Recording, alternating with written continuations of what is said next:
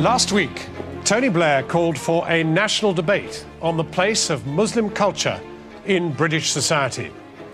This, amid the controversies ranging from the wearing of the veil to protests against comments made by the Pope. Tonight on Dispatches, we explore an argument that underlies much of the debate: the apparent conflict between the traditional British values of free speech and the demands of this country's Muslim population. Tonight we ask, is free speech under threat in Britain?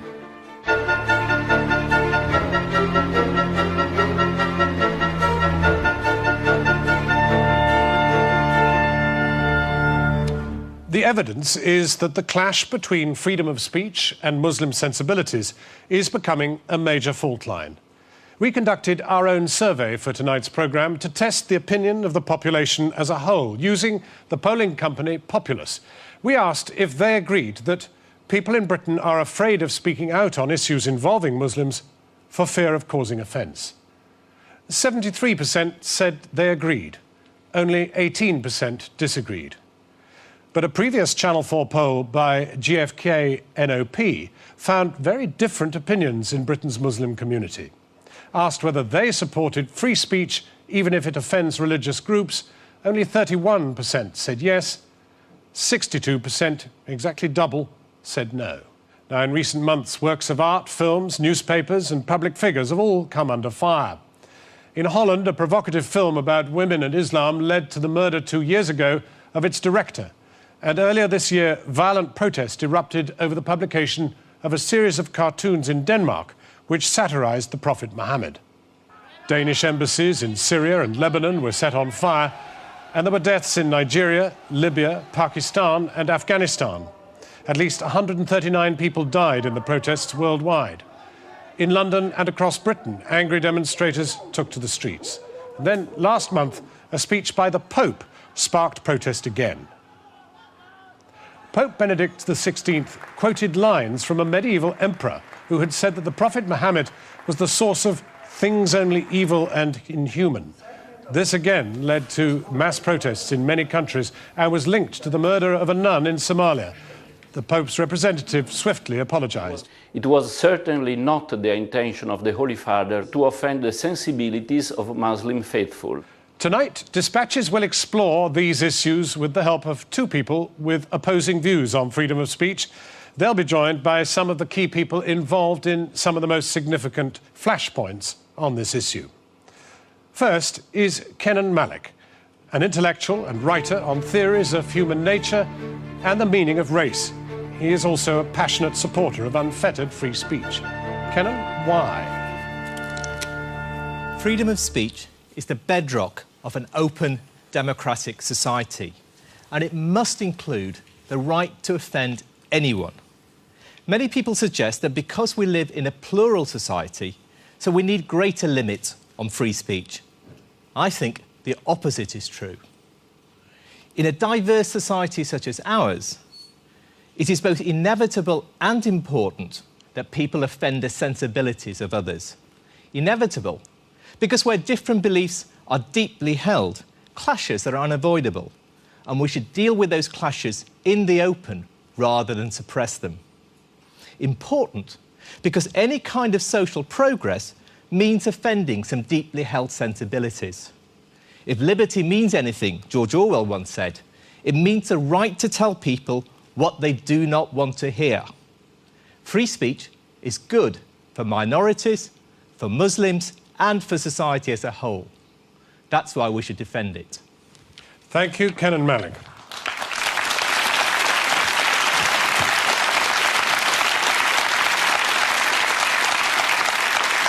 Imran Khan is the lawyer behind the Stephen Lawrence and Zahid Mubarak campaigns and often defends individuals suspected of or accused of terrorism.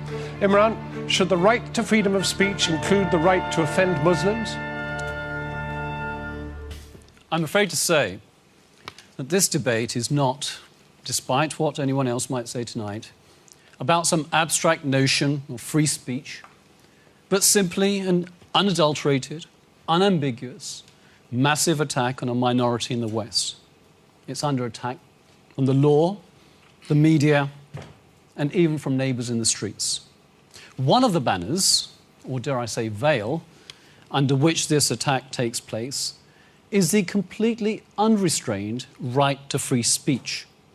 We will see tonight, I'm sure, where the free speech of the type practiced by the Western media really leads. The marginalization, the criminalization, and the demonization of a minority section of our population. Thank you very much, Imran.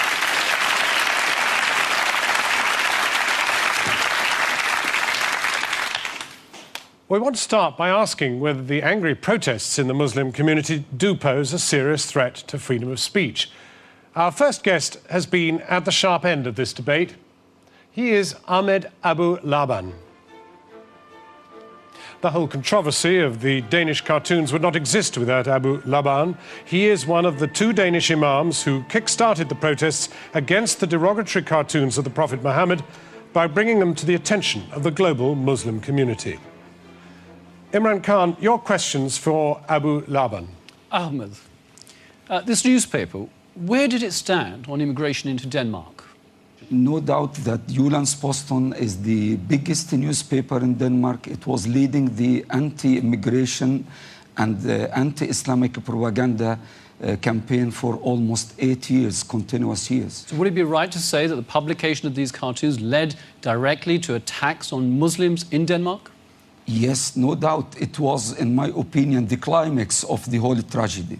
And Muslim community in Denmark, is it a powerful community? Does it have a big voice? Does it have an equal voice to the newspaper? No, the reality is that we have no access to media whatsoever. So this publication, was it meant to open up a debate, or was it to attack Muslims in Denmark?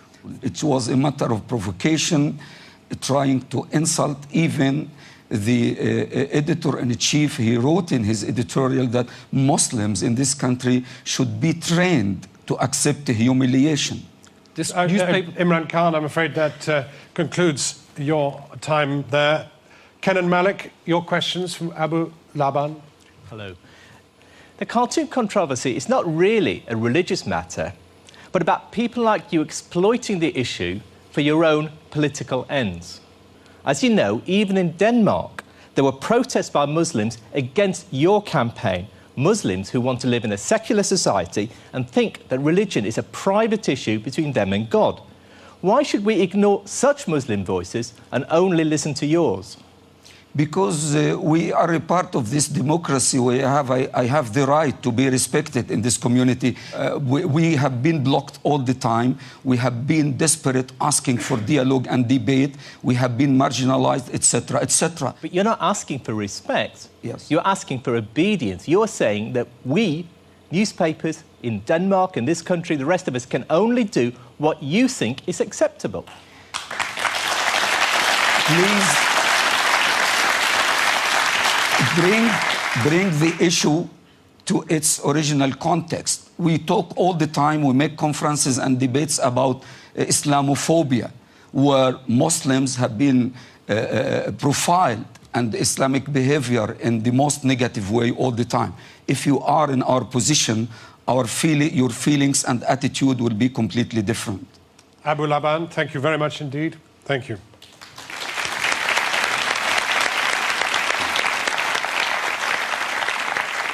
Our next guest is Caroline Forest. She is a French intellectual with a track record for courting controversy in the cause of free speech.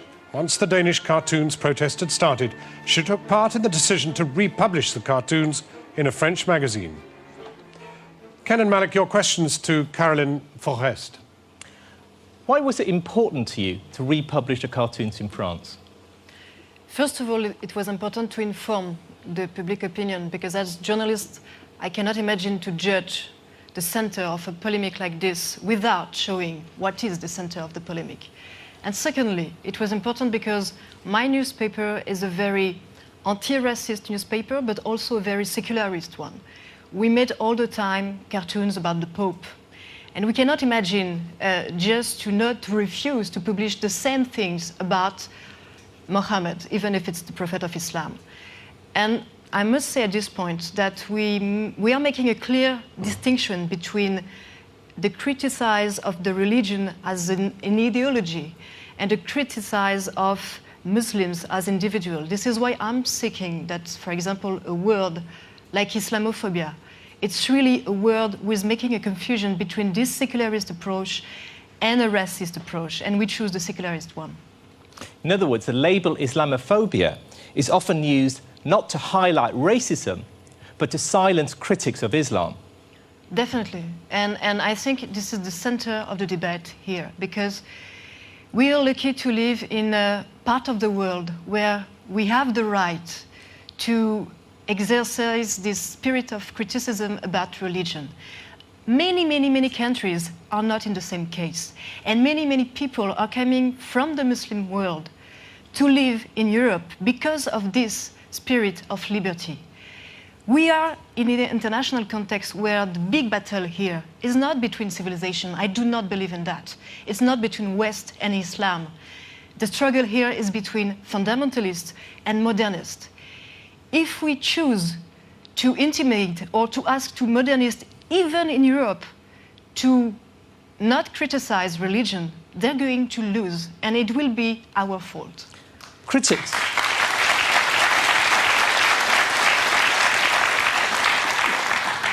Critics suggest that the demand for free speech is really an attack on minorities. Do you accept that? If someone is saying or writing that, for example, Muslims are all violent people just because they are Muslims, yes, I would say it is a racist approach. But this is very different with a text saying, for example, that Islam can have some tradition where anti-feminist, sexist, homophobic, and this, for me, is just secularism. So we have to be very clear there. Of course, racist approach is not acceptable. But today, the Islamist groups are trying to use the word Islamophobia to avoid blasphemy, not racism. And I support the right to offend, and I am supporting the right to continue to make blasphemy, because this is, again, the only way to support liberties in front of fundamentalism. Kenan Malik, thank you very much indeed for your questions. Imran Khan, your opportunity to cross-examine. Caroline Forest, do you accept that everybody's entitled to liberty? Yes? Do you believe that everybody has liberty? No, I think there is many Muslim countries where women, for example, have no enough liberties. In the West, do minority communities not have the same liberty as the majority white communities? I think the minorities in the West can be discriminated, Yes. and I'm fighting against this discrimination. They don't have the same liberties that you say that everybody should have. Do you accept that? There is a difference between liberties and discrimination. For example, in some Muslim countries, even on the low level, people have the same rights. We are talking about the area which you published. I'm finishing. And in the West world, at least we have all the same rights, but still on the ground there is discrimination where against this equality on the fact. Some people have more power than other people. Do you accept that? Yes. Yes. If most of the mass media is controlled by a tiny minority, say Murdoch, who really puts our free speech in danger? It's not the Muslim community, it's the press barons who control that media. They influence it in whichever way they feel.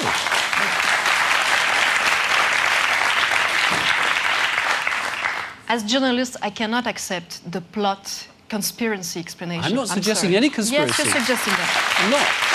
Let me tell you one thing. I have some friend who tried to explain me that publishing the cartoons was to be part of the Bush administration American conspiracy against the Muslim world. America and George Bush was strongly against the publication of the cartoons because they are not, from my point of view, enough secularist. I am a feminist, I am a left person, and I did publish those cartoons by feminism and by secularism without no plot behind. I'm sorry. Final question then, because I know I'm going to run out of time. As an advocate of free speech, would you say it was wrong if somebody complained about, say, an article which said that Nazis had the right to say that Jews sacrificed Christian children, or that paedophiles have the right to say that sex with children is innocent? Here you're trying to do exactly what No, the please answer the Iranian... question. Please answer the question. I'm asking the difference between your conception of freedom of speech and mine. Well, what is the difference? What is the difference? The difference is, for me, for example, in my newspaper, we would never make a joke or humor about colonization, slavery or discrimination. So you're not exercising freedom of speech in that regard? We are exercising free speech about all religion. I did made Would you, investigation against would you Jewish publish, fundamentalism, Ms. Christian Ferres, would you fundamentalism. publish those things in that newspaper? I give you an example. Would you publish it? Yes we or did no? publish all the time. Yes. We made cover so you'd with publish, the Pope all the time. You'd publish that, an article. No, an article. Let me finish. We ask, no. It's a yes or no. Ms. Ms. Ferres, it's a yes or no. Yes, would but you publish make it? a confusion between, again, you're making a confusion I'm between not making hate confusion, Ms. and Ferres. critical spirit. I think you're trying to confuse. Let me finish one thing. I'm afraid this must be your last answer, Caroline. Yes, for example, a lot of opponents of the Cartoons Affair said that the Jyllands-Posten was a very hating about Muslims because they published cartoons against Mohammed, but they won't do it about Jewish. The same cartoonists who did the Mohammed with the bomb did a bomb with a symbol of Israel on it to denounce what is going on with the Palestinians. And we are completely ready to publish the cartoons anti-Semitic that the Arab press is publishing to denounce it. We support freedom of speech, we don't support hate. Okay. Caroline Fourest, thank you very much. Thank you.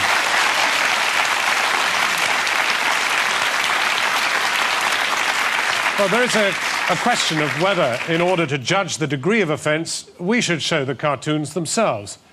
I mean, these are they. They're freely available on the internet. I've got copies. They depict the Prophet Muhammad in a range of guises, from a character in a police identity parade to one of a terrorist with a bomb strapped to his head.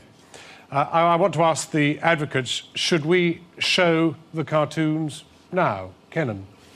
Yes, we should. We're having a debate about free speech, and we're asking the audience and the viewers to make up their minds. It seems reasonable, therefore, to present them with the evidence, the cartoons, and let them decide. Right. If they're grown up enough to have a vote, they're grown up enough to look at the cartoons. Imran Khan.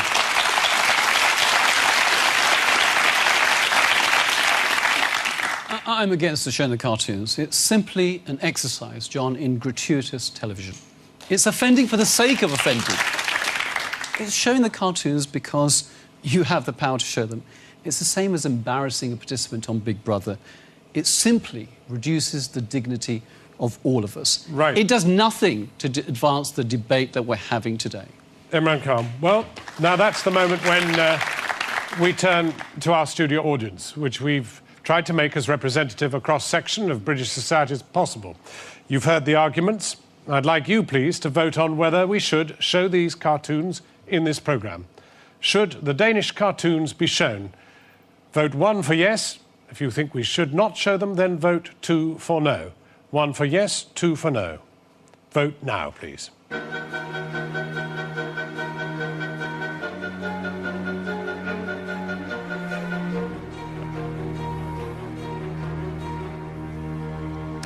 After the break, when film director Theo van Gogh depicted semi-naked women with Quranic texts, he paid with his life.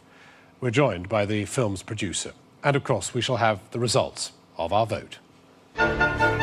Welcome back to the Dispatches debate. We're discussing Muslims and free speech. Now, before the break, we asked our audience to vote on whether we should show the Danish cartoons that lampoon the Prophet Muhammad and provoked worldwide protests. Here are the results. And they are an overwhelming yes, 69% yes, 31% no. So, however, I have in this envelope a statement from Channel 4 on whether we can show the cartoons or not.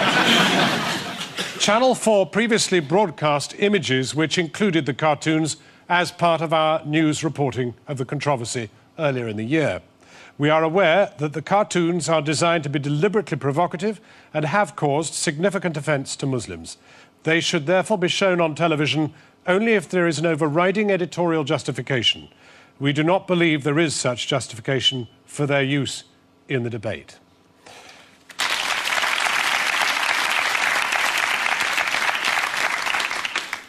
I want to bring us on to another case and another very important question. Does the concept of freedom of speech include the right to be offensive? Is there ever a justification for deliberately provoking a reaction? This is what the makers of the Dutch television film Submission set out to do. The film is about the alleged subjugation of women in Islam. It uses highly controversial images of verses from the Quran inscribed on a woman's body, images which we are not showing. The film's director, Theo van Gogh, was murdered and mutilated by an outraged Muslim man after it was broadcast. A note condemning the film was pinned to his chest.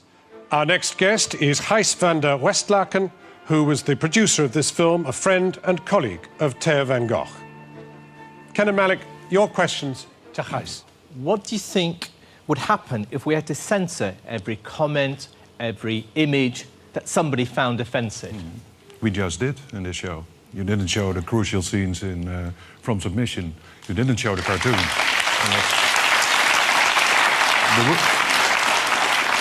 The worst thing that can happen is self-censorship. And that's exactly what just happened. And that's worse than anything else. And what do you think the impact will be on the democratic process? Well, that's the beginning of the end of democracy. End of freedom, basically. Many people have suggested that Submission is a racist film. In fact, it was written by a Muslim woman who relates her experiences. Do you think it's racist for a Muslim woman to say, these are the lessons I draw from my experiences as a woman living in Islamic society? Yeah, not at all. There's nothing shocking or revolutionary about it, I guess, I would say. Why do you think then people think of it as racist? Well, in her case, she's a woman and she's a heretic. She's an infidel, and that's probably the worst combination for Islamic radicals there is. And has the murder of Theo van Gogh made other filmmakers and writers think twice about tackling the question of Islam or other controversial issues? Absolutely. I haven't heard anything in that order since, and rightly so. It's very sensible of people not to try and say the things Theo said, or Ayaan Hirsi said, for that matter. Thank you. Thank you very much indeed, Ken and Malik. Imran Khan, it's now your questions to Gijs. Mr. van der Westlaken, believer in democracy, yes? Yes. Do you think the debate about the position of women is advanced by featuring, say, nuns in pornographic films?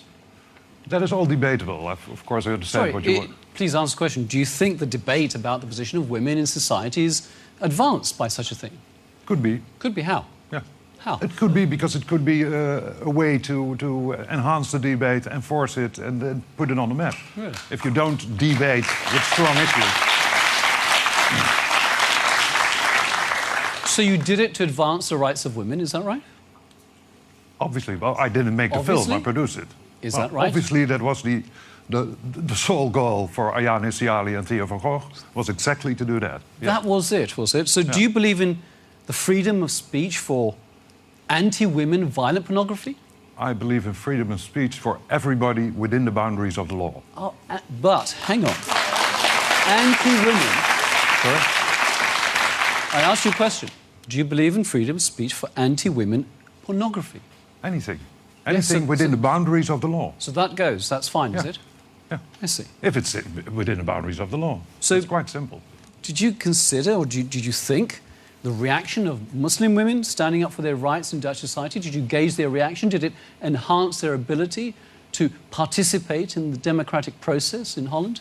Partly. There was a debate, for instance, with Ayaan Hirsi and with Islamic women, where half of them, you could say, were against and half were joined Ayaan, you could say. And that was a strong debate, and there were Islamic women saying no to the film, basically. But there was a debate, and that's what it's all about. But did it move? Did it give the rights to women in Holland? Absolutely. It gave rights to women in Holland? Well, it put it on the map. That's a different question. Did it give rights to women? Did it advance the debate? Did it increase the democratic process?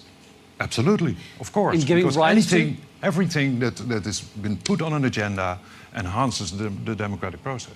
And as a believer... Imran Khan, I'm afraid that's your allotted time. Thank you very much. Thank you very much indeed, Gijs van der Westlaken.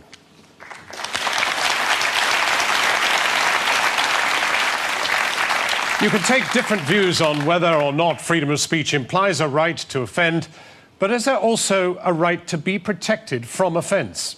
And do faiths, including Islam, have a right to special protection? Our next guest is Ibrahim Mogra. He is the chair of Imams and Mosques for the Muslim Council of Britain. He has spoken out for the Muslim community on many of these recent controversies. Imran Khan, your questions to Ibrahim Mogra. Ibrahim, when there are insults about Islam and when Jack Straw or Tony Blair demand or ask that women remove the veil in this country, what effect does it actually have on the streets in Muslim communities? It's very unfortunate that those very sections of our communities that have been labeled as the voiceless community, the bottom of the ladder sections of our communities, that silent section of our communities, those women, have been attacked and have been set upon by somebody who wishes to promote their case. What this has led to is actually a further marginalization of this very small number of women who we were hoping to bring into, if you like, mainstream life. It has added to the demonization of the Muslim communities. There has been an increase on attacks on veiled women, something that we never had before in a big way as such as this. And these women have been attacked specifically because they were wearing a veil. When you have these headlines that we see in the press regularly, how does the media portray the Muslim community with these headlines? How does it affect them? There is a drip progress or effort in trying to create a picture as if Muslims are misfits. There's no space for Muslims in a democratic, pluralist society. We want to make space for ourselves, and we expect the British public to accommodate us as we are, as long as we are abiding by the laws of the land. We do not wish to change anybody's way of life. We do not wish to impose our ways of life on anybody. All we want is to live in respect with one another. When you read newspaper headlines that say Muslim cabbie refuses to carry a guide dog owner, why does the headline have to be Muslim cabbie? Why could it not have been London cabbie? I know London cabbies are wonderful people. Thank you very much. Kenan Malik, your questions for Ibrahim Mogra. You consider it important to consider the rights of minorities. The real price of the kind of censorship you're talking about will be paid by the most vulnerable groups, including the most vulnerable groups within Muslim societies. I don't believe that, because if you look at society as a whole, in fact, people in your business and in your trade as well, there's always a case of self-censorship. There are things that you regulate yourself. You make sure that you make an editorial judgment or a judgment, as Channel 4 have done, and I applaud you for the decision of not showing the cartoons. We have other laws in our country that prevent you from saying exactly what you want to say. For example, we have libel laws. We have race relation legislation, we have blasphemy laws, we have so many other laws that make censorship laws that prevent you from saying exactly what you want to say. That does not mean that minority groups will suffer any worse than majority groups. This is not about minority and majority. But my point is that such censorship mostly affects those who are most vulnerable, who have least access to power, which includes women, lesbians and gays within Muslim communities, which is why women's organisations, lesbian and gay organisations within Muslim communities are opposed to the banning of offensive speech. If we reflect on what Mr. Straw has done, that's exactly what he has done. He has targeted a small group of our British community, and he has marginalised them by refusing them the very right of freedom to choose that we today are debating here, that we have a freedom to choose. That's right, and women have the right to make that choice, and anybody else has the right to say they're wrong to wear, and it is wrong to have the veil in that fashion. I do not see what is offensive or Islamophobic about saying that. Nobody has said that Mr. Straw does not have a right to say, I don't like this and I don't feel uncomfortable about that. There are many things I'm uncomfortable about, which I would wish to express, but for the greater good and to enhance the cohesion and the respect and harmony that we all desire for our communities, I choose to sacrifice my right to exercise what I believe is my freedom to say, and I don't behave in a selfish way, but I look rather at the greater good, and swallow my pride or swallow my urge to say what I believe in saying to enhance the case for cohesion in our communities. So are you suggesting Kenan Malik, I'm afraid that's your last question. That's the last question. Thank you very much. Ibrahim Mogra, thank you very much indeed.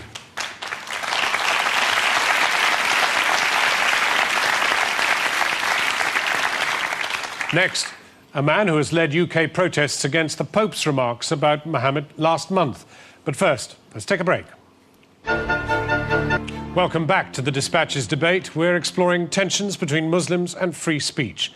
In a speech last month, the Pope quoted from a medieval theologian using these provocative words: "Show me just what Mohammed brought that was new, and there you will find things only evil and inhuman, such as his command to spread by the sword the faith he preached."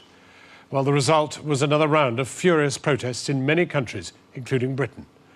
Our next guest is Taji Mustafa. He is a London-based representative of the Islamic group Hizb ut-Tahrir, which loudly condemned the Pope for what he said. Hizb ut-Tahrir is a controversial group within the Muslim community, and the government has threatened in the past to ban it. Imran Khan, your questions. You'd agree, Mr. Mustafa, like I think all people here, that the Pope is a very influential individual.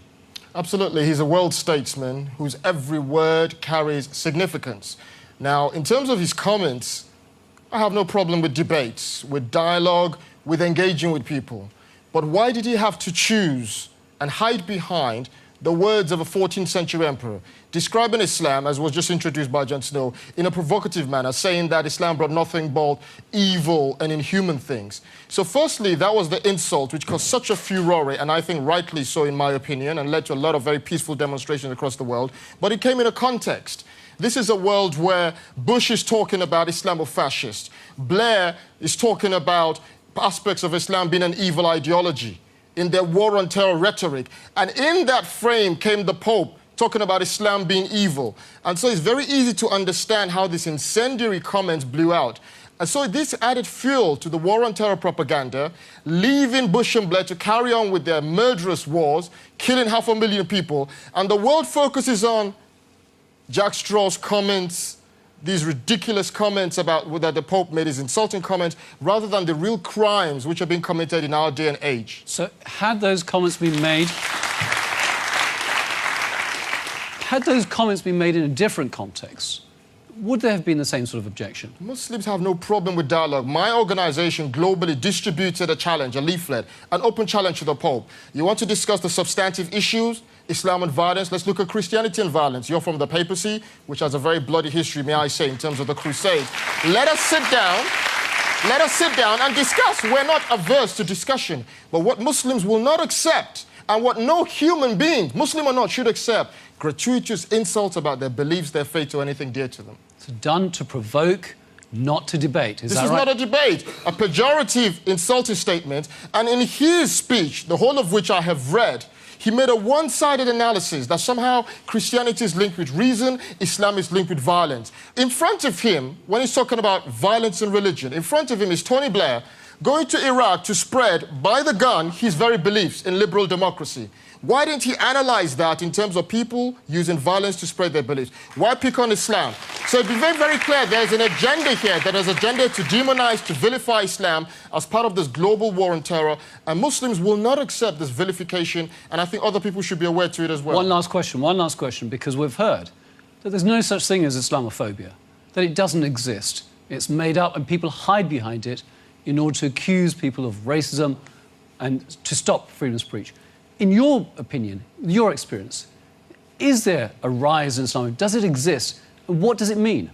Well, let's look at the last 2 weeks. Jack Straw's comments. John Reed followed in. You know, Muslim parents, you're very naughty the way you're raising your kids with a threat. Ruth Kelly, Muslim schools preach extremism. We've then had on the back of that, Muslim women being attacked. In Jack Straw's constituency, she was surrounded and told, take that thing off, Jack said so. What is this? This is pure evidence that the incendiary comments of politicians are leading to attacks and are diverting people from holding those politicians to account about their murderous wars and policies, which is leading all of us to be unsafe. So definitely on the ground, evidence points to the fact that these comments have a huge impact in community cohesion and relations between all of us. Thank you, Mr. Thank you, Imran Khan. Thank you. Kenan Malik, your questions. Haven't we become too touchy-feely about everything? The Pope makes, in an offhand way, quotes some medieval emperor in a speech he makes, not about Islam, but about the relationship between science and religion, and everybody jumps on it. Doesn't it show that people are just waiting to get offended? The Pope's comments were largely about Islam. And Mr. Malik, would it be okay to start with? You haven't read the speech. If you think I have read the speech. You haven't read the speech. If you think it was largely about Islam. He spoke about reason. The speech was about the relationship between religion and science. And why did he single out Islam for criticism? There was an offhand remark he made about the question of Islam, quoting a medieval emperor. The point I'm making is that people are waiting to get offended by those kinds of issues. Will you be offended if I insult your mom? Of course you'd be. As a reasonable, rational human being, I'd expect you to have things which upset you. And any of us here, does that give me the right to insult your mom gratuitously? Of course not. I'm a decent person. So when you do say things that do cause offense, the Pope chose, why hide behind the words of a 14th century? Why? This is a professor of theology, Cardinal Ratzenberg, now the Pope. He could have chosen 1,000,001 things to say.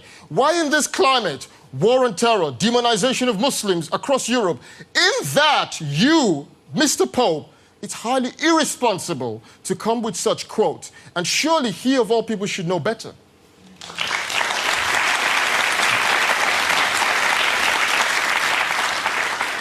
Muslim leaders, Islamic organisations, including yours, are not exactly known for their progressive views about gays, women, Jews and so on. Isn't the spectacle of you accusing the Pope of backward views a bit like Donald Trump accusing Bill Gates of having too much money? That's a ridiculous contrast. If I may say so, that's a ridiculous contrast. The reality is what? People have a right, when they are offended, to say so. Don't you ever get offended? Do you expect 20 million? Absolutely. How do you expect and I would say relations? so. But the point is that I also accept the right of anybody to offend me. What you're demanding the freedom to insult. Let's be very, very clear. In this debate, which is not about freedom of speech, you are demanding the freedom to insult. In no civilized society... I am happy for people to insult me. In no civilized society... I think people should have the right to insult me. That is the most uncivilized thing. In no civilized society should people accept the right to insult others. Jews should not be insulted. Christians should not be insulted. And me as a Muslim or anybody else should not have to live in a society where my beliefs are insulted. Will that lead to harmony? Will that not lead to tensions? So it's very irrational, illogical and nonsensical to say it's okay to go around insulting one another. Taji Mustafa, thank you very much. Thank you.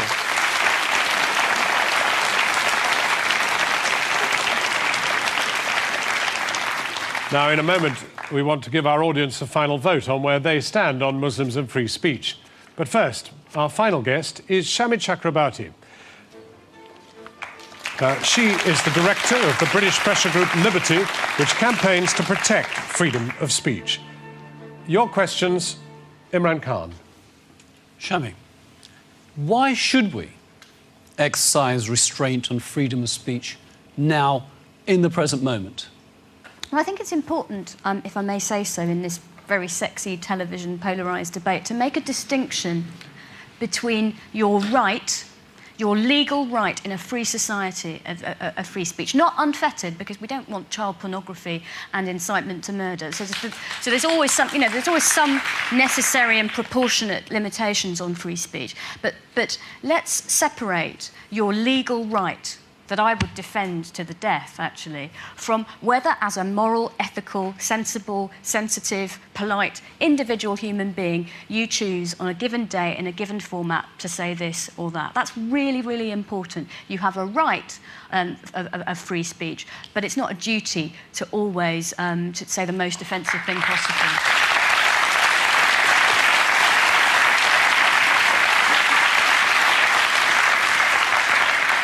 And I might add that free speech is under attack in this country, but not from Muslims or Christians or just people of faith, but from big brother politicians, from, there was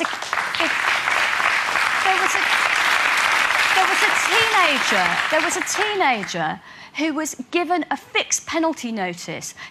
When he walked down the street with his friend said, "What did you do at the weekend?" And he said, "Bleep all." You can work out what the missing word was. Okay. So yes, free speech is under attack, but it's a bit of a shame that we're talking about it as if it's just from Muslims, because it's not. Thank you very much. One last question. One last question, please. We've heard that there's no such thing as attacks on Muslims, that there's no such thing as this rise in Islamophobia. I don't want to bore the audience with statistics, but just from your expertise, your experience, as an organisation working in this field, what is the state of attacks on Muslims in this country in Western Europe? The idea that Muslims in the current climate haven't been under attack is, if you pardon my French, buzzcocks. Thank you. But let me say this. I passionately defend free speech and other liberal values. Freedom of expression is incredibly important. So why don't we lead by example, right? If we want to say to Muslims, as I do, in solidarity and friendship, don't be overly offended by profane cartoons, right? Sticks and stones will break your bones, but not cartoons. If we want to say that, then why should we be so offended by women who choose to wear a headscarf or a hoodie or anything else? Imran Khan, thank you very much.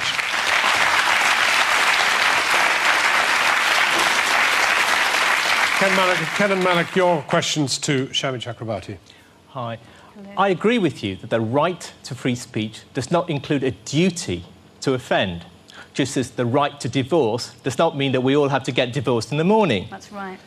But the right to free speech must include the right to give offence, just like the right to divorce means we can get divorced in the morning. Don't you agree with that? Oh, absolutely. As a legal right, because we will disagree about what is offensive and what is gratuitous and whatever, as a legal right, we cannot have this nationalisation of personal ethical space, so that either because there are threats of violence or threats of prosecution, we can't have conversations, we can't rub along together. But what we need is to be individual, moral, ethical beings, sensible people, which are actually in this country for hundreds of years we broadly have been, and make these individual decisions about what to say and where to say it.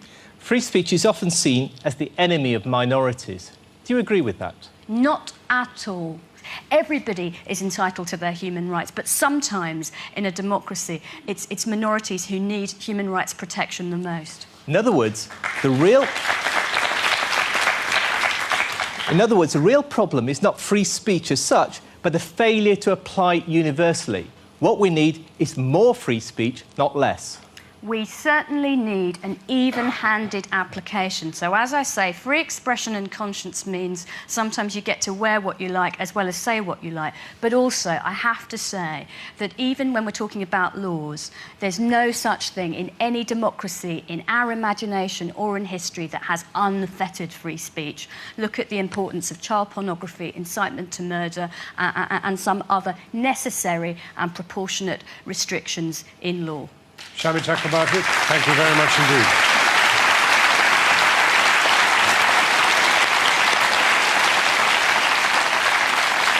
So, what do our audience think? I want to bring this to a final vote. You've got to consider all the arguments you've heard. So, is it right to sacrifice freedom of speech to avoid causing offence to Muslims? Ken and Malik, what's your final word to the audience? Well, Imran Khan suggests that because of hostility to Islam, we must protect Muslims from too much free speech. I believe that he exaggerates the extent of that hostility, not because it doesn't exist, it certainly does, but because it doesn't exist to the extent that he talks about, and the idea of Islamophobia is all too often used to silence critics of Islam. But even if it was true that Britain is a deeply Islamophobic nation, ask yourself this: who is it that most benefits from censorship? Not the powerless and the vulnerable, but rather that those that possess both the power to censor and the necessity to do so. Free speech is the friend, not the enemy of minorities, including Muslims. We should defend it as the bedrock of an open, diverse, democratic society.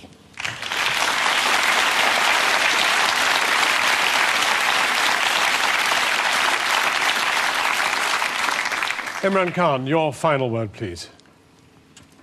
I think what we've seen tonight is that rich Danish newspaper owners and their counterparts want to attack and not start a debate.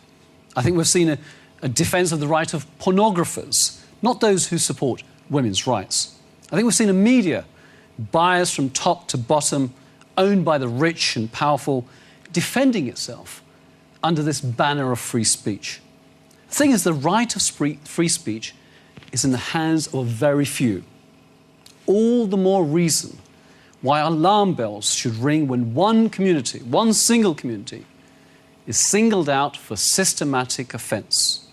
Muslims are being vilified twice. Firstly, through the publication of offensive material, and secondly, for exercising their democratic right to protest. To paraphrase Steve Biko, the South African black nationalist, not only are they kicking us, they are telling us how to react to being kicked. Isn't that what's really happening?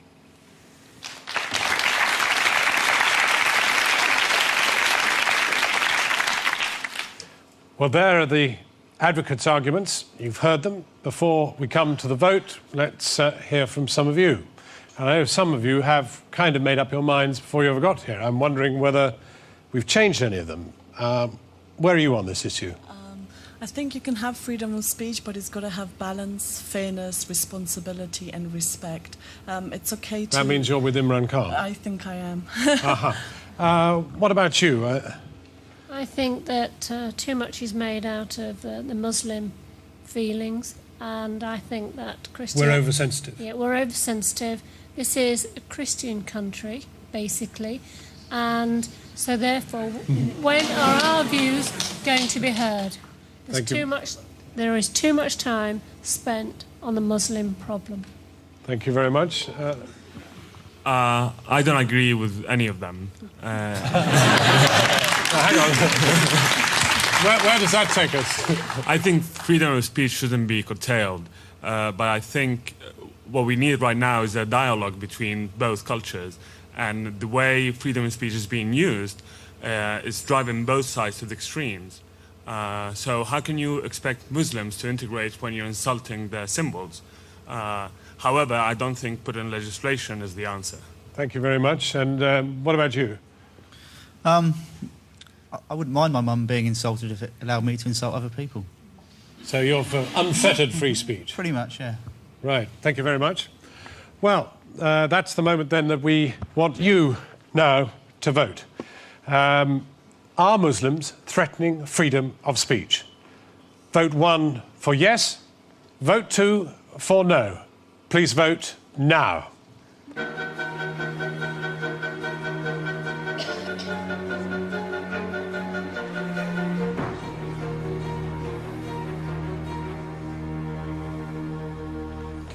Well, the result is in. Our studio audience has voted. Let's take a look at what their findings were. Are Muslims threatening freedom of speech? Very interesting indeed, extraordinarily close. And a tremendous tribute to both our advocates for this very interesting vote. To the question, are Muslims threatening freedom of speech? That result clearly seems to indicate that in a multicultural society, there is too high a price to be paid for unfettered free speech. Freedom from offence is an equally important right for all to enjoy. A very interesting finding and a very interesting opening salvo for your national debate, Prime Minister.